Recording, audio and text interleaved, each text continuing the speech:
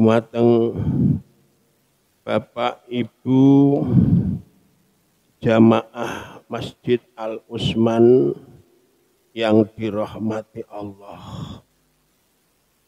Allah Ta'ala telah memilihkan untuk kita semua agama yang sempurna, agama yang moderat, agama yang diridhoi Allah Subhanahu wa Ta'ala. Allah Ta'ala telah membekali kita dengan akal. Dengan adanya akal inilah Allah Ta'ala memberikan umat manusia ilmu. Sekarang ilmu kita, kemampuan kita bisa menyerap ilmu itu tergantung usaha kita untuk menggunakan akal. Ini akal. Jadi akal bisa memilah-milah ini barang yang baik, ini yang tidak baik. Ini agama yang sempurna dan ini agama yang tidak sempurna. Dengan akal kita bisa memilih agama ini. Agama Islam adalah agama yang diridhoi Allah. Selain Islam, menurut akidah kita, tidak diridhoi Allah. Nah, untuk keselamatan kita hidup di dunia sampai di akhirat, kita harus berpegang dengan iman Islam. Amal apapun, sebaik apapun, kalau kita tidak iman, tidak Islam, tidak akan diterima oleh Allah Subhanahu wa Ta'ala. Jadi kalau ada orang yang mengatakan semua agama dianggap sama, itu salah. Apalagi orang itu mengatakan yang penting amal perbuatan baik. Walaupun Islam kalau tidak baik, itu tidak masuk surga. Apapun terjadi, kalau kita sudah menanamkan iman kepada Allah, kita Islam, ini tetap besok walaupun masuk neraka terlebih dahulu, tetap keluar dari neraka. Sebagus apapun orang non-muslim, ini akidah kita ya, sebagus apapun amaliyahnya di dunia, karena tidak Islam, yang jelas amalnya tidak diterima oleh Allah Subhanahu wa Ta'ala. Sebab apa? Sebab persyaratan amal diterima itu satu harus Islam. Satu harus Islam. Jadi kalau tidak Islam, amal sebaik apapun tidak akan diterima. Nomor dua, harus sesuai dengan syariat. Misal sholat harus sesuai yang dituntun atau yang diajarkan Rasulullah Sallallahu Alaihi Wasallam. Kemudian sedekah ya harus sesuai syariat. Yang disedekahkan harus barang atau benda atau sesuatu yang halal. Yang ketiga harus dengan ikhlas. Itulah syarat untuk diterimanya amal. Jadi Allah Ta'ala telah memilihkan kita, yaitu agama yang sempurna, agama yang moderat, agama yang diridhoi Allah Subhanahu wa Ta'ala. Firman Allah, al-yauma akmaltu lakum dinakum wa tamamtu alaikum nikmati wa raditu lakumul Islam madina. Sebelum ayat al-yauma akmaltu lakum, didahului ayat al-yauma ya'isal ladzina kafaru min dinikum fala takhshawhum wakhshawni. Artinya al-yauma ya'isal ladzina kafaru. Jadi pada hari ini orang-orang kafir telah putus asa untuk mengalahkan agama Islam. Jadi al-yauma ya'isal ladzina kafaru min dinikum. Jadi orang-orang kafir Mekah sudah putus asa tidak bisa mengganggu agama Islam. Nih. Karena apa? Kota Mekah sudah ditaklukkan. Ya, sudah ditaklukkan berarti orang-orang kafir Mekah sudah tidak memiliki atau tidak mempunyai kekuasaan di Mekah, sehingga umat Islam masuk Mekah bebas, mengerjakan haji juga bebas, tawaf juga bebas. Al-yauma ya'isal ladzina kafaru min dunikum fala takhshawhum, maka jangan sampai kamu semuanya takut dengan orang musyrik, sebab orang musyrik sudah tidak memiliki kekuasaan. Wakhshawni, takutlah kepada saya. Maknanya takut pada Allah itu dengan mengikuti, dengan iman, dengan memeluk agama Islam. Lanjut, al-yauma akmaltu lakum dinakum. Lanjutnya ayat, al-yauma, pada hari ini telah aku sempurnakan agamamu. Disempurnakan Allah. Dengan apa? Dengan bin nasri, dengan pertolongan Allah. Wal idzar alal adyan, dan mengalahkan semua agama. Di agama Islam itu yang ngurusi Allah Subhanahu wa ta'ala. Sampai di hari kiamat tetap agama Islam itu tetap ya, sampai hari kiamat. Tidak akan bisa orang mengganggu atau merusak agama Islam atau menghilangkan agama Islam di permukaan bumi. Di al-yauma akmaltu lakum dinakum wa atmamtu alaikum nikmati. Allah menyempurnakan nikmat-nikmatnya. Di Allah sudah menjemur, itu apa? Dengan ditaklukkannya kota Mekah dan orang Islam masuk di Mekah aman. Di sebelum ditaklukkan Mekah, tidak bisa orang Islam, Rasulullah, sahabat masuk di Mekah, tidak bisa. Pasti ada perjanjian dan sebagainya. Karena Mekah sudah ditaklukkan, maka orang-orang Islam masuk Mekah aman. Itu yang dimaksud wa atmamtu alaikum nikmati wa raditu lakumul Islam madina. Artinya Allah ridho Islam sebagai agama kita. Di agama Islam adalah agama yang diridhoi Allah Subhanahu wa ta'ala. Di ayat-ayat ini menegaskan bahwa agama Islam adalah agama yang sempurna.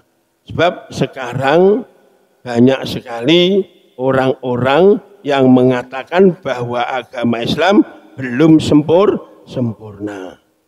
Ini ayat yang menjelaskan bahwa agama Islam adalah agama yang sempurna. Bahkan ada yang mengatakan bahwa semua agama itu dibuat oleh Allah. Nah ini lucunya semacam itu. Nih. Semua agama baik itu Islam, Hindu, Kristen, bahkan agama-agama Buddha yang lain itu ada yang menyebutkan bahwa itu dibuat Allah, dibuat Tuhan. Ini. Orang yang mengatakan seperti itu menggunakan firman Allah, innalladzina amanu walladzina hadu wan nasara wassabiina man amana billah wal yaumil akhir wa amila sholihan falahum ajrum inda rabbim wala khaufun alaihim walahum yahzanun. Ini sebenarnya mana innalladzina amanu. Jadi innalladzina amanu, sesungguhnya orang-orang yang iman bil anbiya al-madzin walam yu'minu bika. Artinya ayat innalladzina amanu yaitu orang-orang yang iman kepada nabi-nabi sebelum Rasulullah SAW iman. Tetapi walam yu'minu bika, orang-orang itu tidak iman kepada Rasulullah Sallallahu Alaihi Wasallam. Diiman dengan nabi-nabi terdahulu, tetapi tidak iman dengan Rasulullah Sallallahu Alaihi Wasallam. Ini yang dimaksud innalladzina amanu, iman dengan nabi-nabi dulu, misal dengan Nabi Musa, tetapi tidak iman dengan Rasulullah Sallallahu Alaihi Wasallam. Walladzina tu, dan orang-orang Yahudi, maknanya alladzina dakhalu fi dinil Yahudiyah, orang-orang yang memeluk agama Yahudi. Wan Nasara, agama Nasrani. Jadi kita harus perlu bahwa Yahudi Nasrani ini bukan agama dari Allah. Jelas. Wasobiin, lan orang sobiin. Siapa sobiin? Sobiin al-kharijin min dinin ila dinin. Orang sobiin ini orang-orang pindah ke agama satu, kemudian pindah lagi ke agama lain, pindah-pindah orang yang berpindah-pindah agama itu as-sobiin. Terus man amana billah wal yaumil akhir. Barang siapa orang-orang tadi alladzina amanu, orang yang iman dengan para nabi sebelum Rasulullah dan tidak iman dengan Rasul. Kemudian orang Yahudi Nasrani Sabiin, siapa saja yang iman dengan Allah, iman dengan hari akhir, iman dengan Rasulullah. Wa amila sholihan, lan ngamal baik, orang-orang itu akan mendapatkan pahala dari Allah. Jadi yang jelas, orang yang tidak iman dengan Rasulullah jelas tidak dikatakan Islam. Orang Yahudi tidak dikatakan Nasara dan sebagainya tidak dikatakan Islam. Tetapi apabila mereka itu iman dengan Allah, iman dengan hari akhir dan Rasulullah, ya, kemudian amal baik, ini nanti akan mendapatkan balasan dari Allah. Artinya orang-orang yang pertama tidak percaya dengan Rasul, kemudian masuk Islam dengan baca syahadat. Kemudian orang Yahudi masuk Islam dengan baca syahadat, begitu dia Nasrani, begitu juga agama-agama yang lain membaca syahadat, masuk Islam. Baru wa amila sholihan, amal bagus. Ini amal-amal bagus itu bisa diterima Allah itu apabila pertama orangnya harus Islam, ya, harus Islam, harus membaca syahadat asyhadu alla ilaha illallah wa asyhadu anna muhammadar rasulullah. Ini persyaratan orang-orang non muslim masuk Islam. Kemudian sesuai dengan syariat yang diajarkan Rasulullah, kemudian dengan cara ikhlas. Jadi tidak sama, semua agama tidak sama, dan orang-orang yang mengatakan bahwa semua agama dari Tuhan itu jelas salah. Sudah dikasihkan agama yang diridhoi Allah dari Allah adalah agama Islam.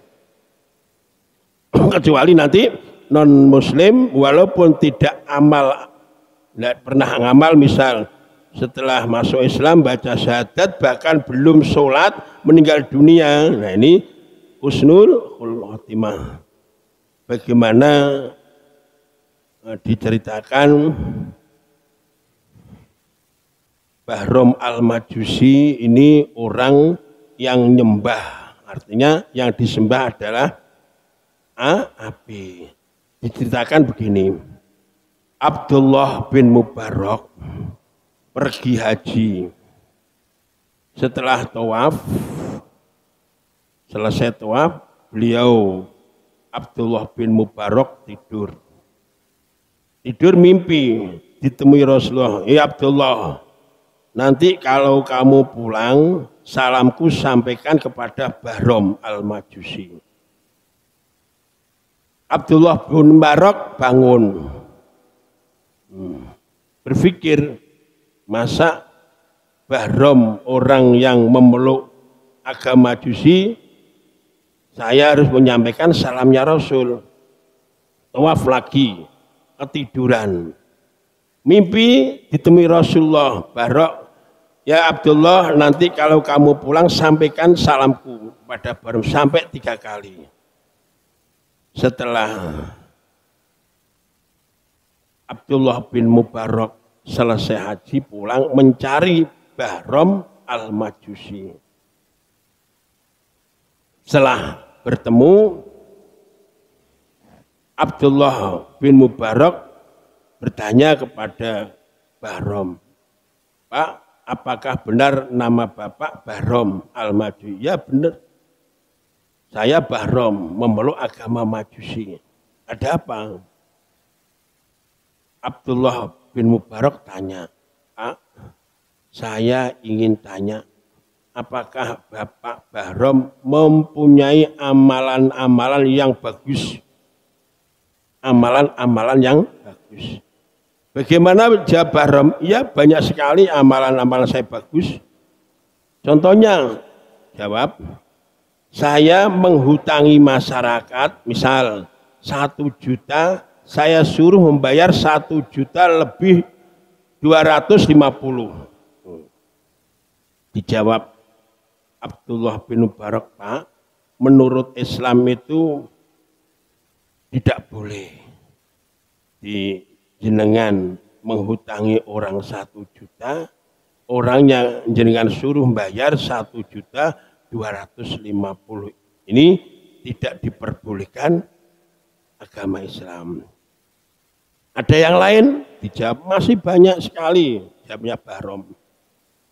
Contoh, "Saya mempunyai anak laki-laki 4, ganteng-ganteng, tampan-tampan. Mempunyai anak 4, perempuan cantik-cantik.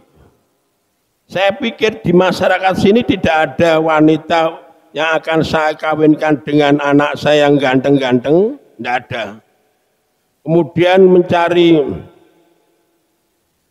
jejaka yang tampan-tampan yang akan saya kawinkan dengan anak saya yang cantik, tidak ada. Untuk itu anak saya sendiri yang tampan-tampan dan yang tadi saya nikahkan." Jadi saudaranya dinikahkan. Dijawab Abdullah bin Mubarak, "Pak, kalau menurut Islam tidak boleh, itu namanya masih nasab." Tanya lagi Abdullah bin Mubarak, "Masih ada, Pak?" "Ada.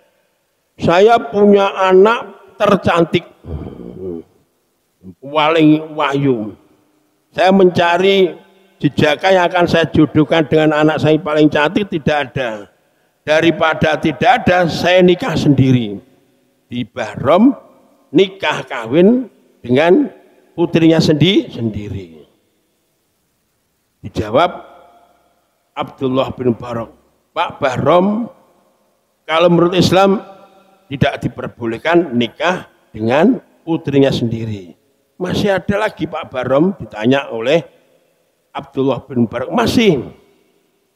Pada waktu malam pertama saya nikah dengan anak saya sendiri, saya berbulan madu dengan anak saya sendiri. Pada malam itu ada wanita yang membawa obor masuk di rumah saya, bawa obor, kemudian keluar lagi, masuk lagi, keluar lagi. Kemudian di hati saya ada was-was, ketakutan, takut kalau nanti wanita ini sebagai mata-mata daripada perampok. Maka saya ikuti. Jadi perempuan tadi masuk di rumah saya, keluar lagi. Saya ikuti sampai wanita ini pulang ke rumahnya. Setelah pulang ke rumahnya, ternyata wanita ini mempunyai anak. Ya. Anak yang mana sudah beberapa hari anaknya belum makan. Anaknya tanya pada ibunya, "Bu, adakah malam ini sesuatu yang kita makan?" Jawab ibunya, "Nak, sebenarnya saya akan minta tolong kepada Pak Bahrom. Tetapi saya malu dengan Allah. Sebab Pak Bahrom ini musuh Allah." Kan Pak Bahrom kan memeluk agama Majusi. Jadi saya malu dengan Allah. Kenapa saya enggak minta Allah, minta Pak Bahrom. Bahrom mendengarkan perkataan anak dan ibu. Langsung Pak Bahrom mengambil bahan makan, tepung atau beras, dibawa sendiri, diberikan kepada sang ibu tadi.